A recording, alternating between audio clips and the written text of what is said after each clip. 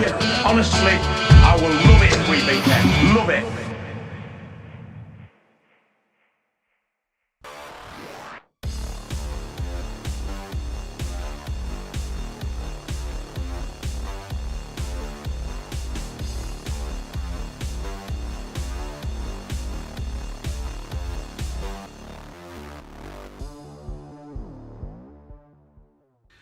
This video is sponsored by the One Football app, and you can find out everything that you need to know about that app in the link in the description below. It's basically a football news app. There's all sorts of stuff on there. You can choose who you're following, what sort of news you see. You can use it for fixtures. It's got Opta-powered stats. Get the alerts turned on, get it downloaded, find out everything that you need to know in the world about football. Come on, start downloading it. It's free. It is one of the best football apps out there. It's got all the different sort of news on there. There's YouTube videos embedded into there as well. It collates news from all different sorts of sources. You've no reason why not to get it downloaded. Get it downloaded right now. Link is in the description. They're supporting me. Go support them just by giving it a download, and then they'll keep supporting this podcast. It is as simple as that. Thank you for doing that. On with the video. Yes, everybody, what is happening? This is Stephen Howson. This is the Warm Down, and today I am joined by Adam Boultwood, who, actually, I think the both of us thought this would be you having a bit of a crow this week. No, I wouldn't have said that. No, I thought... I said before the game on the Front Three podcast, great podcast, I said if we had Harry Kane, we were going to win. If we didn't have Harry Kane, we were probably going to lose. And then on Friday, of course, the news broke. So I wasn't feeling too optimistic. But watching the game, I was like, that's going for a draw. A point's decent enough. I think it was more the way we lost that was disappointing. But, you know, that's how it goes. What are you saying? Nothing about the fact that you had a striker that was fit on the bench and you came and played without a striker. Mourinho would be absolutely murdered for that. Heung-min Son, I think, has played striker many times before. Come on, mate, we did it against Man City. I think he's an excellent player. We did it against Man City last season when Harry Kane was injured, and it worked amazing. We beat him. He's not a number 9, 2-1 at home. Huh? He's not a number 9, is he? He's not, but I think him and Llorente are very different players. And I think Son offers much more mobility and dynamism up front, which is... It's not exactly what Harry Kane would have given us, but it's closer to that. I think it makes more sense for Son to start for us. You can bring Llorente on to try and have an impact off the bench. I think that's his main sort of purpose at Spurs as it is. Although Pochettino has shown against Real Madrid they can sort of play together, Kane and Llorente. But I don't disagree with Son being played up front. I think that was a good approach from Pochettino, and I think it was working for us. But yeah, it just felt like a defensive lapse, really. Sort of, I mean, Lukaku, that header from Lukaku was fantastic, and Martial, of course, getting around the back, the finish was great as well. But for me, I think a draw probably would have been fair, maybe. You're probably right. I'm not upset that we won by any stretch of the imagination. Yeah. But I think you're probably right that a draw probably would have been a bit fairer. I thought it was an awful game. From a performance perspective, I thought it was probably a decent spectacle. And I said to you just before we started recording, actually, I was happy with the first 10 minutes from United. I got the impression that United was up for it in that first 10 minutes, which I'd not had for like the last month or so watching United, where you're like... I thought it was really interesting those first 10 minutes. It was obviously a bit worrying for a Spurs fan because having Lukaku and Rashford up for it looked dangerous. It looked like they were creating chances. I think there was that sort of chance in the first opening spell when Lukaku sort of crossed it in. It was almost going to be a tap-in for Rashford if the defence didn't get there. But Spurs started to come back into it. I think we had an extra man in midfield. That was a brilliant tackle, actually, yeah. Yeah. So I think Spurs started coming in because you had the extra man in midfield. Obviously, you had an extra man in attack with two strikers. And I was starting to think that, you know, we were starting to control the game a bit more. People like Harry Winks and Eriksen, who were giving the ball away so cheaply in the opening exchanges, started to find their feet, started to find their confidence. What Harry Winks looked very good at that first half. And I thought in the individual components of the team of Spurs were better than Manchester United in terms of, you know, the three men at the back. I think our defence, most people would say arguably that's one of the best defences in the league, if not the best defence, specifically central defence. Toby Alderweireld, Jan Vertonghen, Eric Dyer was playing at the back yesterday. You had Bailly, Jones and Smalling, wasn't it? I mean, if you had to take a choice out of those three, you'd obviously go for the Spurs players, I'd say. But yeah, I think in the second half, again, in that opening exchanges, you started to assert yourselves a bit more.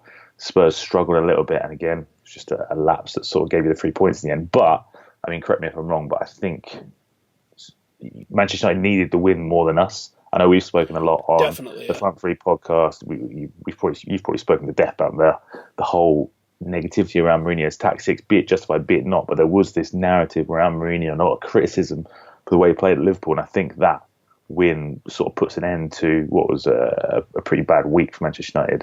Well, maybe unjustifiably, but the fact is... There's a lot of narratives in the Premier League at the moment. One is that Sky Sports tweeted this afternoon, is this City team the best Premier League team ever? I'm not even going to ask you to answer that, because obviously they're not, right? The fact that they've not even won the league. They've done that for the clicks. They don't actually think that they've done it for the clicks. You can't even say that right now, can you? Because they haven't won the league. Like, you've got teams in there that have won, United teams that have won 3 back-to-back titles. 3 consecutive titles twice. And in that little 3 consecutive titles, both times we won the Champions League as well. How can you say they're better than the Leicester team that won a title? You can't. Do you think there's some sort of... Are you of the opinion there's some sort of agenda against Manchester United? Yes. This is what I was building into. So there's obviously the narrative around Pep. There's a narrative around Klopp, where they're refusing to criticise the fact that he's won like 2 out of 10 games, which is shite. There's a recent narrative appeared about Pochettino. The fact that they was comparing him to Fergie yesterday, when you think, hang on, Fergie broke the monopoly in Scotland. Can you even wrap your head around how impressive that is? He won a title with St Mirren, I think, and then I think First Division title, and then he goes to Aberdeen, I think in his 2nd season, wins a title, and then he wins 2 back-to-back a couple of years later, breaking the Celtic Rangers complete monopoly that they've got. Monopoly, yeah. Wins a Cup Winners' Cup against Real Madrid with Aberdeen. Come on, you can't compare and obviously it took him a few years to get stuff to going at United, but United, when he took over, dipped down to like 13th or 16th or something crazy like that. Now, I appreciate what Pochettino has done. I think he's took you to this level. Yeah. But you've been at this level now for a few years, couple of years at least. If he was the new Fergie, he's identified what this is missing and bought your Cantona to win you the title. When you look at the sides that have won the title in recent years, you can't deny that Spurs should have won those titles. If he was the Messiah. Yeah, I know what you're saying. I think that comparison is more... I think that comparison is less...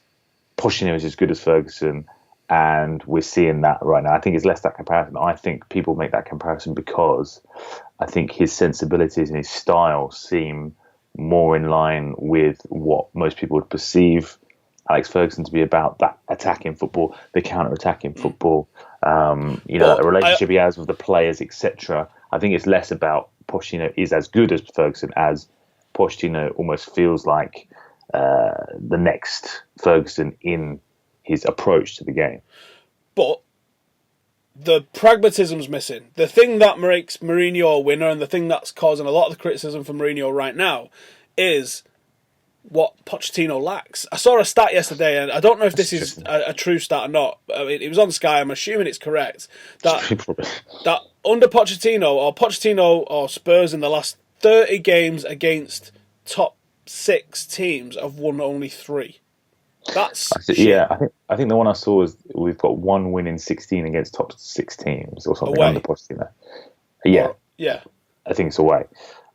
Why do you think he lacks that pragmatism then? Why do you think he lacks that practicality? Because of stats like that showing that he hasn't... Yeah, I think those stats are kind of evidence that a lot of people decided that a draw at Anfield was not a good result. I disagree. I think that is a good result. I was with Gary Neville and Carragher getting my arse chewed off in front of the nation on Sky the night before that game.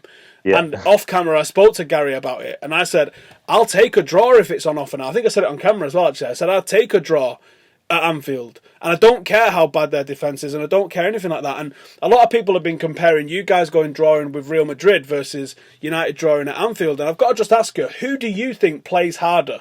Real Madrid when Tottenham come, or Liverpool when United come? I understand what you're saying, but I think this is something I talked about with Dave on the podcast. I think I was trying to make the point because Dave is very much it thinks it's all been very much blown out of proportion, as I'm sure you've discussed with yourself, that the whole Mourinho thing has been sort of twisted a little bit, because I think there is a desire to... I don't think there's a desire by people in the media and people who are analysing football to portray Mourinho favourably because he doesn't do any he doesn't do himself any favours himself. You know, the whole thing after the game yesterday, the whole shush thing. I don't think he endears himself to people, which is fair enough. That's his approach. I've got a lot of respect for Mourinho, a lot of time for him because he's one of the best managers of all time. And just because his approach is different from someone else's, and there's definitely differences with Pochettino's approach, doesn't mean he's a worse manager or anything like that. But I don't think he endears himself to people. I think that's why people tend to take a negative viewpoint of his approach, etc. No, and as a fan, I mean, I met him in the Lowry, and he's got no time for people in there. Like, whereas you can meet some players and managers and fans, and I've seen Louis van Gaal in the same circumstances at the same hotel actually, and Louis van Gaal give Jadon a big cuddle, and there's a coldness to Mourinho where 100%. You definitely think that he's here to win stuff for him, and he's not here to elevate the club. And exactly, I don't think that's necessarily a bad thing because that's obviously part of what makes him so successful. He's clearly very driven. He's very focused on his goals, and just because he's got a different approach doesn't mean it's a bad thing. But the thing I was trying to say today was the way Manchester United approached the Liverpool game under Mourinho and the way Tottenham approached the game under Real Madrid. They're both conservative in their own way. The way the team was laid out, the formation itself, the basic foundations was conservative. But I think the approach itself and the mentality that Spurs went with was braver and more adventurous than what Manchester United went to Anfield with. Have you listened to Mourinho since the game ended, though, with what he's come out and said? After the Spurs game? No, after the Liverpool game at Anfield, where he come out and said, and he's right, that we've taken the game out of people's hands in those last 10 minutes quite often this season when they've changed formation to try and chase the game. Yeah. And he said, look at his two substitutions at Anfield, because I think people are looking at the result and the performance and not seeing the intent of what he was trying to do. His two substitutions was Lingard and Rashford. On what planet are they defensive substitutions? Mentality-wise, Mourinho said, I was waiting for Klopp to make an attacking substitution to go for the game, so the game would open up and then we could start to attack properly. This brings me on to... So I'm not saying it didn't happen, and I think it didn't happen because we was just shit. I think people are looking at how shit we was and thinking that was the plan to be that shit. I don't think it was. But I think what you've said there speaks to what a lot of people have a problem with regards to Mourinho and his approach, is that it is essentially reactive. Mourinho is looking for how to beat opponents. He's analysing the way they play, he's analysing their philosophy, he's analysing how they are coming to the game, and he's looking for a way to beat it, which is, again, it's a very smart way to do it. I respect the success he's had with that approach. But at the same time, there's something, it might be a personal thing. I prefer a manager who comes with a philosophy and comes with an approach that they try and instill in their team, and they play on the front foot and they try and impose themselves and try and impose their style on the game, as opposed to saying, if you look at all the 4-0s we had up until that point, that's exactly what we've done. But when you go to the likes of Anfield, and I'm sure when we go to the Etihad, it'll be exactly the same. That's how titles are won. I think you do have to be practical, and you do have to analyse your opponent and look for the weaknesses. And clearly, that's what Spurs did themselves when Liverpool came to Wembley a few weeks ago. We identified that defence as the weak point. Michel Pochettino set up his team to take advantage on the counter attack to expose that defence, and specifically Dejan Lovren, who had a torrid time, I think it's fair to say. But for me, I think. For me, I don't think Mourinho has that approach. I understand what you're saying in terms of, you've blown teams away in the first 10 minutes, blah, blah, blah, but those are teams you should be beating at home. I think in those big games away from home, casual observers, people outside the club, and I'm sure most Manchester United fans would prefer to see Manchester United set up and approach that game in a way where they're going for the win, as opposed to, and a draw is a good result, but I think Manchester United can aspire to more than that. I think we did, and I think we genuinely did at Anfield. At least I think we genuinely set up to win the game with a plan to win the game, but we was just terrible, and we saw shades of that yesterday on Saturday with the performance against Spurs, where we had 74% pass completion. That's turd. That's genuinely dog shit. I think the problem. So I still think that the way you went to Anfield, like Mourinho said himself, he was waiting for Klopp to make a change that he could take advantage of and therefore try and win the game. I understand that approach, but it almost feels like Manchester United were doing so well at the start of the season. As we were saying, They were beating teams 3 or 4-0 at home. It was them and Man City in the title race. It was Manchester's. The title was going to Manchester, full stop. It was one of those two teams. What about we've got Mourinho versus Guardiola? Whereas in the past week, that whole narrative has sort of changed now. Spurs are back in the conversation, I think, very much in the title race, despite the defeat yesterday to Manchester United. But it felt like Manchester United had lost a little bit of momentum in the race when City are as good as they are, the best team ever, as we're seeing in these reports. But when City are playing the way they're playing, and when City are this good, Manchester United can't afford, I don't think, to approach games like that at Anfield, to approach games for a point, because could be the difference at the end of the season between winning and losing. Maybe. I think there's certain things that you're not going to change in him, and I've just sort of accepted that's the way it's going to be. I'm not going to complain about it every single week, because it's just going to frustrate me and it's a waste of air. Surely there's other factors, though, because I think Mourinho's approach does work in certain regards. And like I've been saying this whole time, you can't argue with the silverware haul that he's got. But are there other factors in this? That surely the injuries to Pogba, etc. Pogba especially, because we've been so shit in possession since... I think he missed 1 or 2 games after his injury prior to the international break. I think it might have been 1. And we was carried through that game, or the 2 games it might have been. It might have been 2. There might have been a European game in there as well. And we was carried through that by some other players stepping up and probably a little bit of momentum. But that momentum ended with the international break, and then everyone came back and we go to Anfield.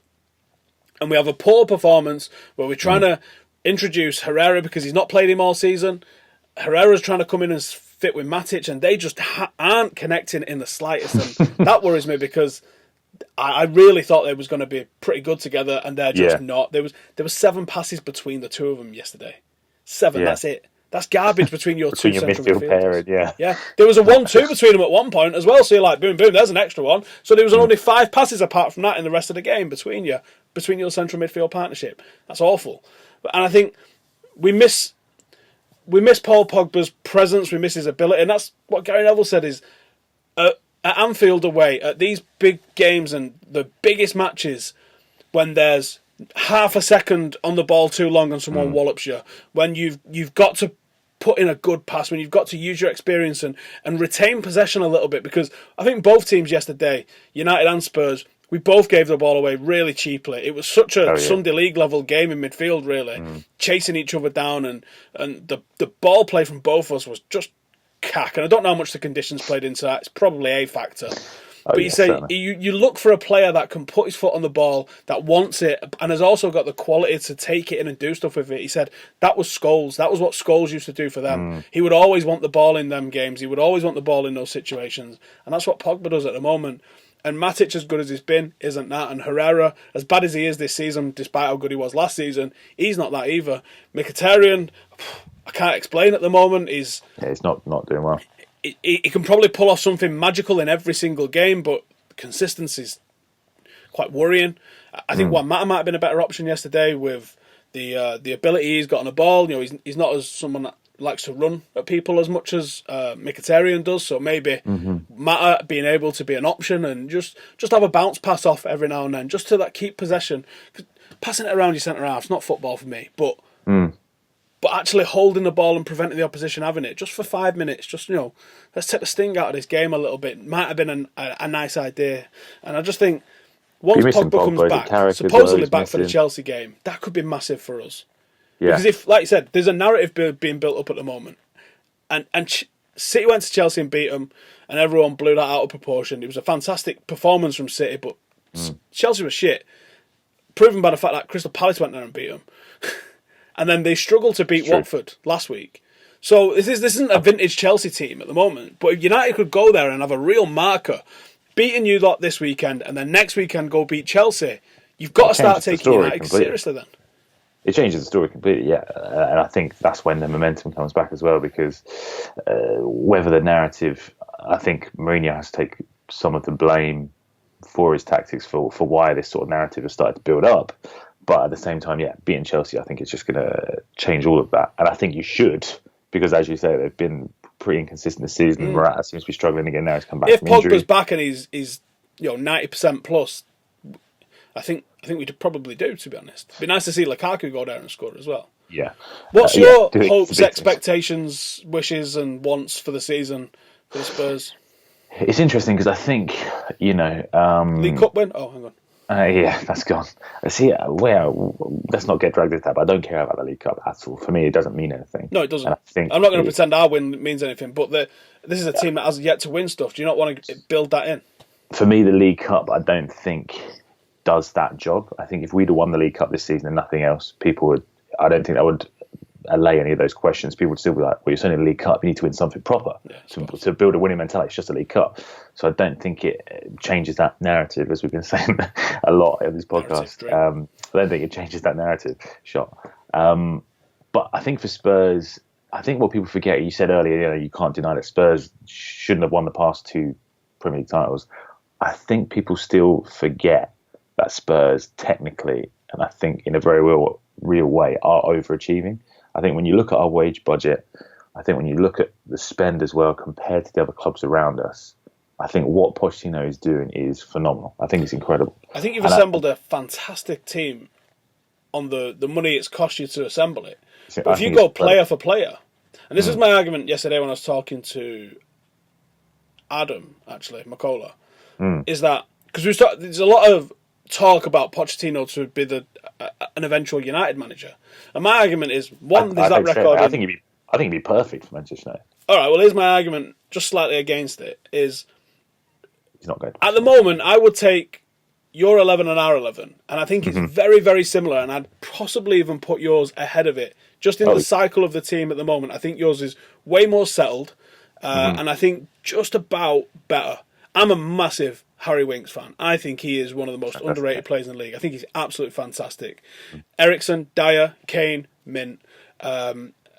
Arguably could do with some belting wingers, but I think you've got a solid back four. The goalkeeper's great. I think you have a very, very good side, and I probably put your side just above the United side as a whole at the moment. So why aren't you winning things when Mourinho's able to win things? Now, obviously, he wasn't in the Europa League to win it. Oh no, he was. So you was in the same competitions kind of that we was in last season. You didn't win those competitions. So why are we touting a guy that's got a better team to take us to the next level? Because he's not taking that team to the next level, and that team's arguably better. Here's the thing I'd say, and I think it's an interesting debate, and I think it's an interesting conversation topic, is that I think for Spurs fans, we're very happy at the moment because in the last 2 or 3 seasons, we've all of a sudden been transformed into title contenders. That was something that was never even in the picture. I think, again, people forget the season where we did finish 3rd, but were the only real runners-up. We were the only real runners-up to Leicester.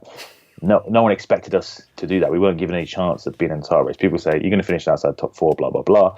Hang on. Leicester nearly got relegated the year before, and they won the title, though. I know, but it's a crazy freak season. I don't think it's... People focus on the fact that Spurs didn't win the league there, but I don't think you can excuse Arsenal, Manchester United. No, definitely can't excuse Arsenal. Any of those teams. No, Leicester shouldn't have won it full stop. But I think... Again, last season, people say, Spurs, they did so well last season. They're going to fall out of the top 4 this season. They won't be able to do it again. This time we go one better and we finish 2nd. So I think we are always improving. And again, for me, we're always overachieving. When you look at the budget, look at the squad you had last season that won the Europa League. The squad itself, the amount of money that's gone into it, I believe last season was the most expensive squad in Europe. So surely not. Surely City's was more. I think last season, I think, when you look at it, because people like Ashley Young, Fellaini, they cost a lot of money. I think it was the most expensive squad in Europe. Correct me if I'm wrong, go mad in the comments, but it's certainly got to be up there. Way more expensive than Spurs. I think Manchester United should be at that level. I think Spurs, we're not quite there yet, but what people are so happy about is, yes, now, we're title contenders, and of course football's all about now, you're only as good as your last result, etc. And that's why Spurs fans are so delighted. But at the same time, I feel like we've got such solid foundations for the future that you can't help but just be so pleased. Because not only have we got Pochettino, I think will be there for a long time yet. I think players like Kane will be there for a long time. Who knows if he's going to be a one-club man, but I don't think he's going anywhere anytime soon. Maybe someone like Dele Alli, you can make the argument that he is. But of course, we've got a new stadium coming, etc. It feels like the foundations for the future are there, that this challenge that Tottenham are making now, being real title contenders the last 1, 2, 3 seasons, even though everyone's saying we're going to fall away, I think it will be sustainable, and it's going to be something that you see for a long time now. Spurs challenging for the title, challenging for the top 4. I'd be interested to know your thoughts on Manchester United on the flip side, because of course, since Ferguson's gone, it was always going to be a struggle to manage that. What was going to come next? Obviously, with Moyes, it didn't work out. Louis van Gaal hasn't quite worked out. Even Mourinho, there seems to be these sort of issues. The problem with Mourinho, and it's something we spoke about when he got hired so many times, was yes, he's going to bring success. Yes, he's going to bring titles. At what cost? And it's something that Manchester United needed almost. But what do you think the future is going to be for Manchester United? Because, like I was saying, for Spurs, I'm like, we're moving into the new stadium. Pochettino is going to be there for years. He knows exactly how to build this project and maintain this project. This is for Spurs. This is great. All I can think of as you've been saying this is Arsenal won the league in 2004. Moved into a new stadium. I'm sure all of these things. There was like, oh, look at who we've got coming through. They've got one of the best managers in the world. Okay, we just went unbeaten last season. I'd say it seems like the foundations there. I don't think you can argue that the foundations are there. No. I know. It's just that it could all go horribly wrong, of course. But I'm certain that if certain Arsenal-flavoured internet things was around 13 years ago, they would have been saying the exact same sort of stuff. No, I think you make a valid point, and you can only build for the foundation with hope in your heart. You're not going to be cynical about what you're doing. You are seemingly doing the right sort of stuff. So then what are the foundations for Manchester United? Because Mourinho in the past week, and I'm sure he's saying it for one reason or another, but he's starting to tout these PSG links. He's in contract negotiations with United. He's just being a dick. I think even if he signs a new contract, he's probably only going to be there for another 2 years or whatever, 3 years. It's still short term in a way. But the fact that he said, I'm not going to retire here, there wasn't a single United fan in the world that was like, wait, what? What do you mean? Everyone was like, obviously. I don't have the knowledge that you would have to the extent of who's coming through the academy, etc. What's next almost for Manchester United on the pitch as well as off the pitch. But what are your thoughts about the future after Mourinho? Because it will happen eventually, and it will probably happen in the next couple of seasons. Do you feel confident that the club will be able to manage that transition to another new manager? No. Do you rather stick? No. Yeah, you've probably got every reason to doubt that. I have. Give what's happened. At the moment, United's under-23s is embarrassingly underfunded and undercared for and unloved, and it's a shame because there's some excellent lads in there and there's some wonderfully talented footballers in there, and they're getting mistreated by the club. They've spent brilliantly on the under-18, specifically like 15 and 16-year-olds. United are cherry-picking the absolute dog's bollocks footballers from around the world, and there is some cracking footballers that are coming in. The likes of Chong, Fosu Mensah the year before, Puigmal, the Spanish wonder kid that everybody was after. This summer we've got Ramanazi that's come. Chelsea was after, and Leo Connor was wanted by Real Madrid, and United managed to pull him because the Irish connection. And obviously you've got the likes of Angel Gomez, who's just captained England under 17s to a World Cup win, and today, because this goes out Monday, marks the 80th anniversary of United having a first-team academy graduate in every single starting 11, every single matchday squad since 1937, October 1937. This is the 80th anniversary, so we've got the strength in that. And much maligned is United's academy because City have got a shiny building. But when you look at it's very shiny. They've spent 400 million on it. It wants to be double shiny. But when you look at what they're bringing into the first team, and you've got the fact that, Jadon Sancho, I've said, might be better than Angel Gomez. He's phenomenal. And when your manager comes out and says, I'm not going to play the youth, right? At the end of last season, that's what Pep said, I'm not going to play the youth. And then all the City fans are like, Sancho had an attitude problem. Joao had an attitude problem. Because his manager come out and said he's not going to play the youth, and he's signing 5 different players that play in his position. Fucking right, you've got an attitude problem. Because he knows how good he is. It's interesting that, Mendy getting injured, Fabian Delph sort of been moved back there. Yep, and you've got this golden generation of City kids that they're not willing to even give a minute to. Whereas Spurs at the start of the season, Kyle Walker got sold, and all of a sudden, Kyle Walker-Peters is there starting the game. He's someone who's been on the bench a lot now. He's involved in the first team setup. I think, obviously, you've got a lot of talent there in the academy, but who would you like to see come in as manager to succeed Mourinho? Because David Moyes, I think, was someone who was signed with the idea that he would be a longer-term appointment. Obviously. Louis van Gaal, less so. Louis van Gaal was a short-term appointment. Obviously, had a lot of success at Bayern Munich. There was the expectation he could come in, win silverware. Didn't quite work out, apart from, I think it was the FA Cup, was it? Obviously, Mourinho's come in now. The silverware's back. He challenging for the title once again is something they haven't really done since Ferguson left. But would you rather see whoever comes next?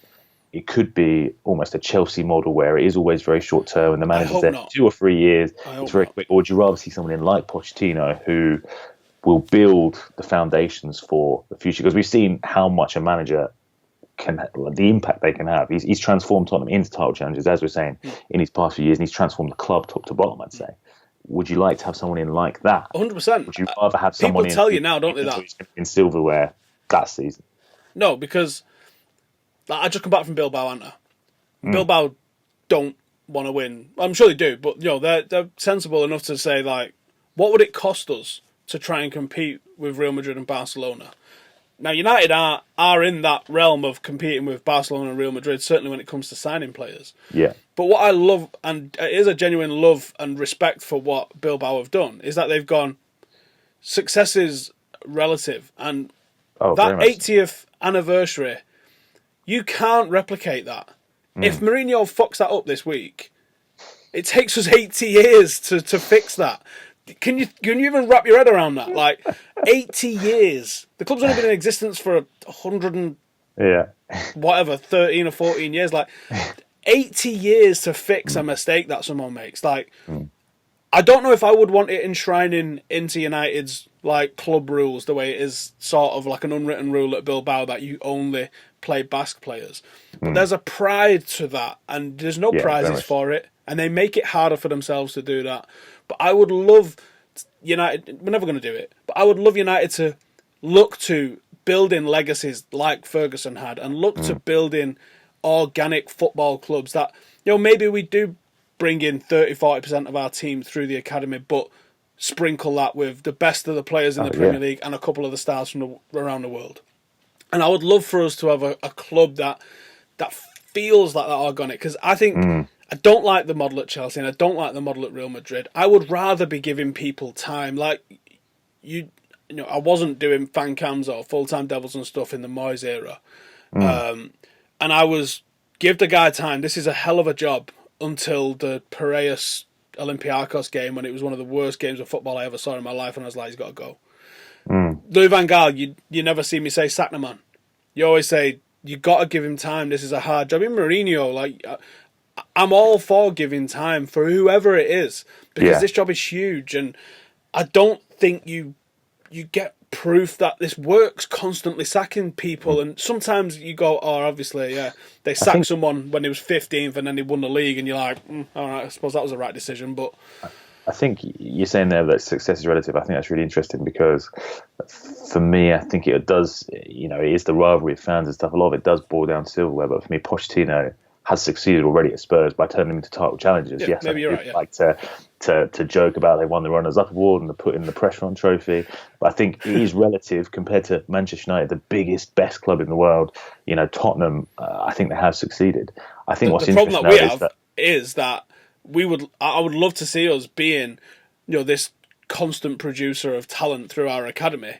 Yeah, but that's not good enough. And even if City win the league this year and we come second, there will be United fans that are calling for Mourinho's head. I'm not going to be one of them, but they're going to exist.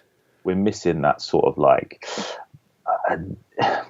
I love Pep Guardiola. I think Guardiola is the best manager of all time. I love everything he's done with the teams he's been at. I know maybe you disagree slightly, but for me, he's built now one of the best teams that we've seen in recent years. Manchester City, you'd expect them to win the title now. I love watching the football they're playing. Is absolutely incredible. But, I'm not going to disagree with you on that. I think I've said this a few times now. That team last year got a lot of plaudits for fuck all. They passed it around the centre half and goalkeeper, and that wasn't entertaining for me. This iteration of Guardiola's City actually goes for the throat and is very brave and very direct and kind of fucking breathtaking at times. Yeah, they should. I mean, but look how much. Of course, they should win the league. At Canter now, they've assembled an absolutely incredible squad, but for me it means something less, because they've spent 50 million on every single player there, and they have created an incredible team. But if Spurs manage to win something this year or next year or the year after that with a team, like Harry Kane who's come through the academy, Harry Winks who's coming through now, Carl Walker-Peters might be a starter in the next couple of years, people like Eric Dyer and Dele Alli we've brought in, yes, but for absolutely nothing. I think 2 million it was for Eric Dyer, 5 million for Ali. I think You we've built. froze. Just turn your camera on and off. Oh yeah, no, you're right. Actually, I can see that I've frozen. Let me turn. Here he is. Just start again. Well, I got the audio. It's just that you. Yeah, I was just saying that it would mean something if Spurs. If we could win with a team that we've assembled in that way? Yes, as you're saying, like you'd like it to be in Manchester United, we've sprinkled it with big, expensive players. Musa Sissoko, what a legend! But I think if we could win something like that, it would mean something more than the way City have done it. Yeah. And I love that City team. I love Pep Guardiola, but I think it's missing.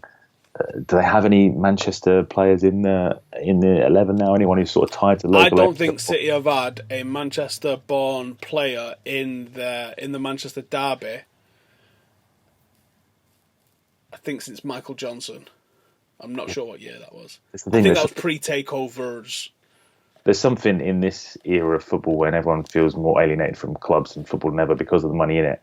There's something beautiful and romantic about having a young local or English player who has been at the club the whole time, has come through the system, understands what the club is about, has it in their heart, like Harry Kane at Spurs, like Marcus Rashford at Manchester United. You know, was it Marcus Rashford I've seen the pictures of when he was younger? And who was that? Was it you? Lingard, both him and Lingard. Yeah. There's something beautiful about that, isn't it? And you guys obviously love Rashford and Lingard because of that, because they're Manchester United through and through. Whereas, yeah, it's something that's missing at Pep Guardiola, and City, as admirable as that team is, it's missing a certain romance about it. I don't know if I've mentioned to anybody. I was in Marseille last week with Evra. I kept that quiet, I know. Didn't hear about that. We was talking about connection to fans and stuff like that. So obviously I did the little fucking about with him on camera, but we spoke for ages off camera just about football and that in general. And the guy loves, when he says I love this game, he fucking means it. Like he's balls deep in football, and the way he was speaking about the game and the connection with fans, and we was talking about the fact that some players go to away games and stuff like that, and I said I'd make it mandatory.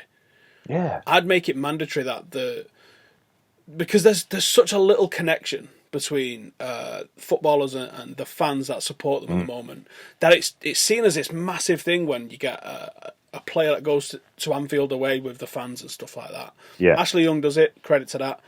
Rojo does it pretty regular, credit to him for that. Phil Jones and Carrick have done it recently, and they've spoken about how much they fucking loved it. And I think that this disconnect that you have between the players and the fans could be bridged by that.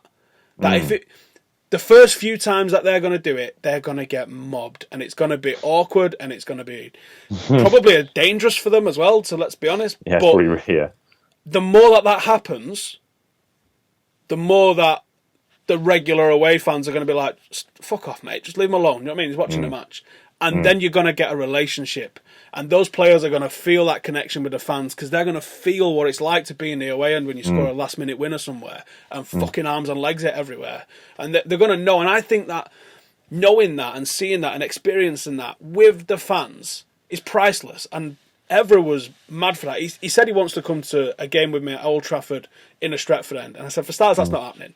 Like, you are so recognisable to United fans. I was like, you have to wear a scarf, sunglasses, a hat, one of them fake noses. Like, there's no way you're just going to be able to walk in, like, you know, with his infectious personality that he's got. And I was like, I'd love to make it happen. I don't know how the fuck that happens, though. Yeah. No, I don't know. But it's interesting. Patrick Evra is obviously someone who wasn't. I mean, he's not an English player, he's not a local player. You can still have that connection with the team. You can still have that sort of. He got us more than probably any other player, especially foreign player, has ever got us. He definitely got us. And I think because I remember a story about when he first signed for the club, and him and Vidic was shit that first couple of months. And there was a quote from Evra a few years ago when he said, me and Vidic sat down and went, shit, what have we done here? Like, you know, we've gone in at the deep end here. We're going to have to work hard. And they stayed over the summer and worked hard and did extra training. And Evra said, I went and ordered all the history books I could find, and I read everything. And I asked him about that, and he says, yeah, I even took Bobby Charlton out for dinner and just asking loads of questions. I was like, that's fucking mint. That's great, isn't it? So he started to understand what the club was about. He went on the tour in the museum, and he asked the staff, and he bought in balls deep what the club was all about. And I think because of that, and because he genuinely loves football, I mean, it's a catchphrase, but there's truth behind the catchphrase. I love this game. I think because of that, and because he's such an honest character, that it shows. And when he gave his all for us, and he definitely did, we gave our all back to him. And there isn't that with every player. There isn't that with every player. But he was one of those that got that, and that's something I would definitely love to be able to experience with other players. And I think that football needs it as well, to be honest, because there is this disconnect that you don't matter, and you're just an afterthought for a lot of clubs. And I'd love to see that brought back. Before I go then, because I've got to go in a second, but who's going to finish higher this season than Manchester United or Tottenham? I think United are going to finish higher. I don't know. Do you think they're going to finish runners up, or do you think they could? Do you think they could overhaul City for the title? I think we finished first or second. Huh? Yeah. First or second. We're only finishing second to City. Do you think you can win the league, or do you think City is just too good? I do. Yeah, I do, because there's never been a champions. I don't think that I can remember, at least anyway, that's never gone through a big wobble in a season. Yeah, there will be one moment where City have a patch, yeah. They're going to have a wobble at some point. It's just how bad that wobble is and how close we're on their tail when it happens. The Manchester derby, if they pick up a draw when they should win, and then we beat them in the derby, we're ahead of them. It's not like they're 20 points ahead of us. It's very close. So I think my heart would say Spurs are going to finish above, and I hope they do. Above United? Yeah, and I hope they do. And I think again at the start of the season, a lot of people were saying Spurs were going to struggle to get in the top four. It was going to be City, United, Liverpool were going to finish in, Chelsea, obviously. I might have said that, actually. But yeah, I might have said that over the stadium move, actually. Yeah. But I was kind of right. He was rubbish at home for a while. But this is the thing. We sort of hopefully got past that now with some of the recent performances, back-to-back wins in the league at Wembley for once. But I think we're going to finish third, probably because I don't think we've got the squad to cope. What, so we think we're going to finish fourth? No, I think you're going to finish second. I think City are going to win. But I think Spurs are in the title race right now, and I don't think they're going to be far off at the end of the season. But I find it hard to see Spurs winning past City and United because you've got the squads to cope. I think you're missing a lot of key players now, Manchester United, and maybe, that is a reason for a little bit of the momentum losing in the past couple of weeks. But you've still got more than enough to cope with it. Whereas if Harry Kane gets injured for Spurs, we're in deep trouble, as we saw against that game. I think if Harry Kane was there, it would have been different. We would have got at least a point, I think, but maybe even all three. City, if Aguero gets injured, there's Jesus there. Vice versa, if Jesus gets injured, Aguero could step in. City's squad depth, especially in the forward line, is redonkulous. So I think, you guys will probably finish above us. My head says you're going to finish second, but yeah, my heart says maybe Spurs can finish above, but maybe not. But I think even if we don't, I think there will be a lot of sniping from rival fans. But, Spurs fall short again, blah, blah, blah. But I think there is still progress there. And I'm not convinced that if we don't win the title this season, it's all going to fall apart, which is what a lot of people were saying before this season. I think there still has been progress in... We'll see. But there has been progress in the way we've been playing. I think our performances in the Champions League is a massive step up from last season. It looks like we're going to go through to the knockout rounds. Could even finish for a tough first. Group as well. Fair play. Yeah, the group of death. Everyone was laughing, saying Spurs are going to get out of that. Ha! But again, I think we've proven ourselves. I think if we can maintain a title challenge to the end of the season and be up there, I think if we can show that there's been progress, I don't think that's a failure in any respect.